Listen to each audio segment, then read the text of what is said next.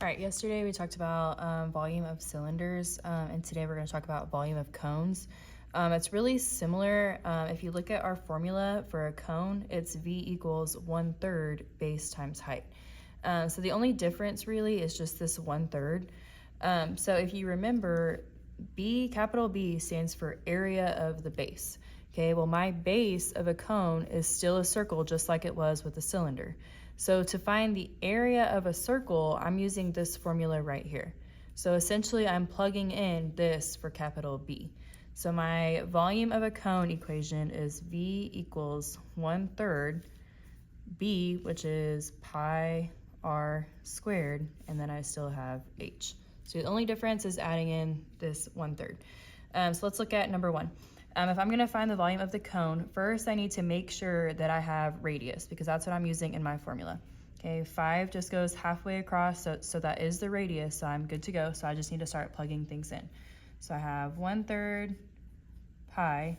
My radius is down here on the base, which is 5 squared, and then my height of this cone is 6. Okay, so in my calculator, I'm going to type all that in. So remember, it's alpha and the button right next to it. So 1/3, whoops, right arrow, pi is second caret top, 5 squared, 6. Remember, if you have that squared in between your numbers, you can type them all together just like that. So if I'm rounding to the, let's go to the tenths.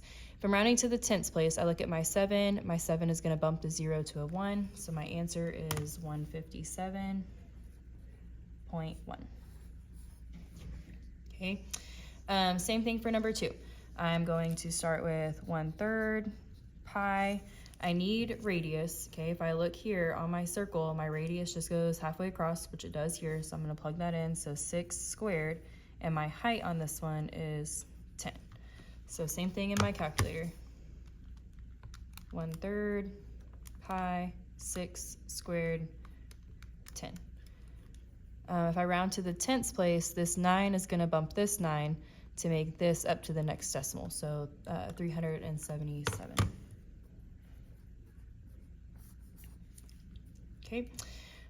Number 3, I'm going to start my equation like I always do, 1/3 pi. I need to make sure that I have radius, okay? This one goes all the way across, so that's my diameter. So how do I get radius? I take my diameter and I divide by 2, because the radius is half the diameter. So 8 divided by 2 is 4, so I'm going to plug in 4 squared, 11. So alpha 1/3 pi 4 squared 11. So I have 184.3.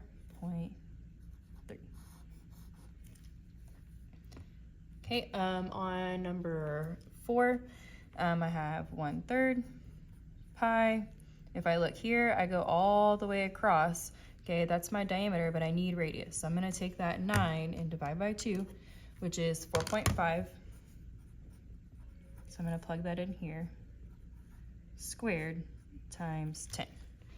Okay, so 1/3 pi 4.5 squared 10. So I have 212.1.